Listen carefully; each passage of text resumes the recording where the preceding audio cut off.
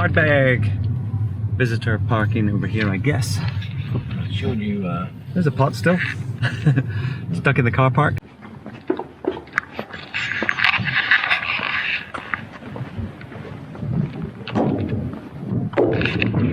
Bit of paint on there. Let's get on the Ardbeg bus.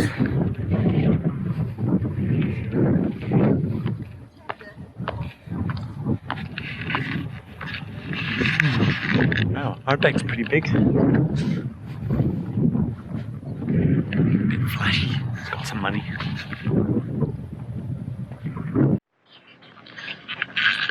Yeah, but do they have the 19-year-old? Come on in.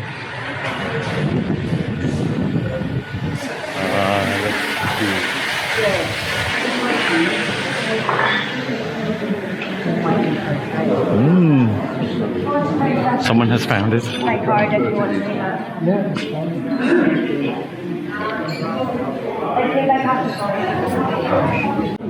It's haggis, yeah. Oh, it's Ugada? We're about to go on a tasting. It's a pre-whiskey tasting.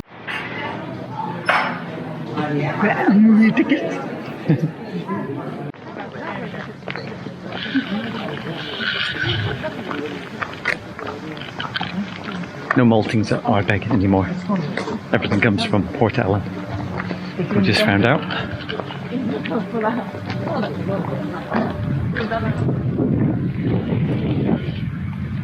It's not really raining. Yeah, it smells good. Ah, the mashy smell. Becoming quite familiar now.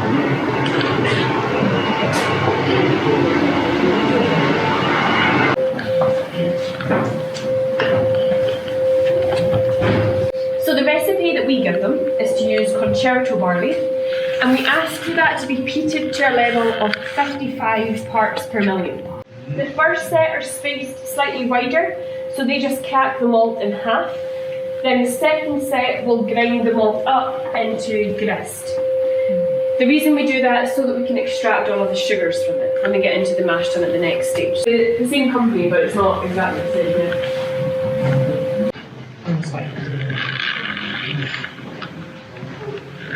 Okay, so we take our 5 tons of grist, which is stored in the hopper above us, and we're going to combine that with 3 different volumes of water at 3 different temperatures in the mash tun. Here at Ardbeg we get our water from a loch called Loch Ugadal. Ugadal is a Gaelic word and it means dark and mysterious place.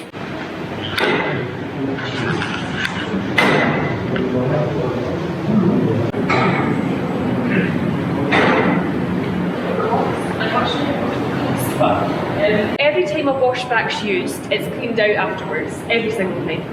But because these are wooden, we're not able to remove all of the bacteria from the wood. But it's not necessarily a bad thing, we can have some good bacteria as well. And it ends up giving it a waxiness. It's almost like a waxy, oily mouthfeel, and we want to keep that. Thank you.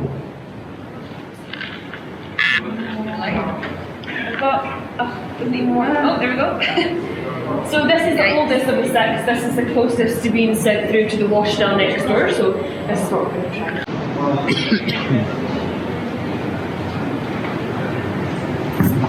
We sold it.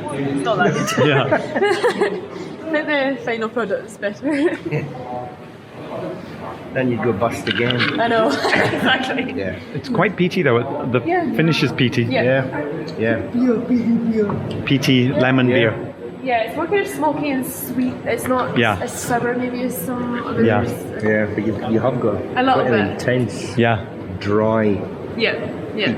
And it's a bit carbonated feeling as well. Yeah. Yeah, like kombucha. Peaty kombucha. Yeah.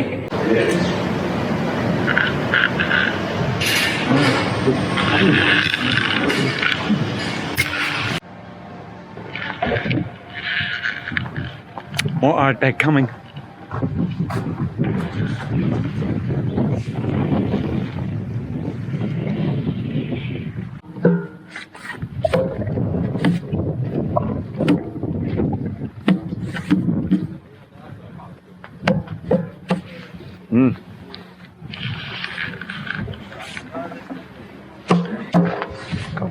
surprising ring to that.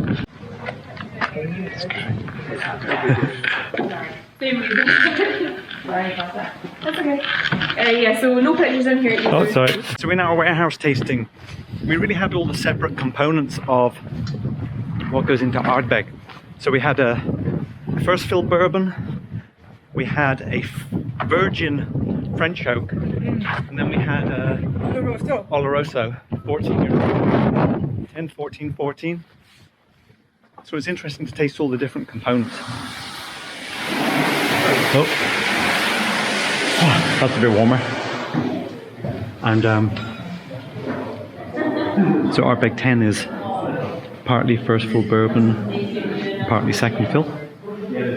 And then the Corrie Vrecken is Are you okay? bourbon, and the French oak, a bit more spicy.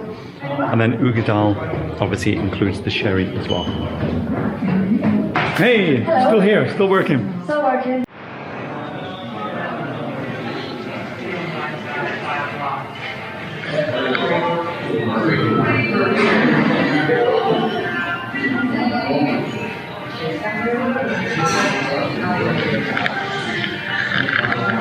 Quieter time at Ardbeg today. I've been looking at the 19 again, and I do see it behind the tasting bar.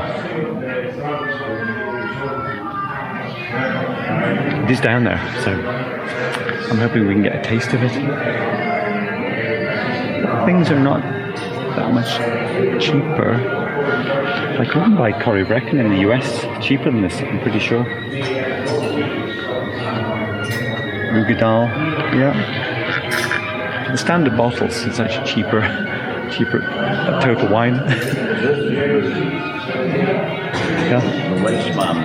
The Welshman says the best malt in the area. Yeah, it's the Ardbeg 10 is hard to beat for the price. Speaking of prices,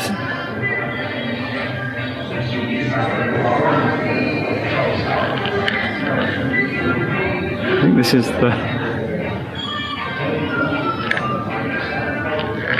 probably the best deal, simply because it's available.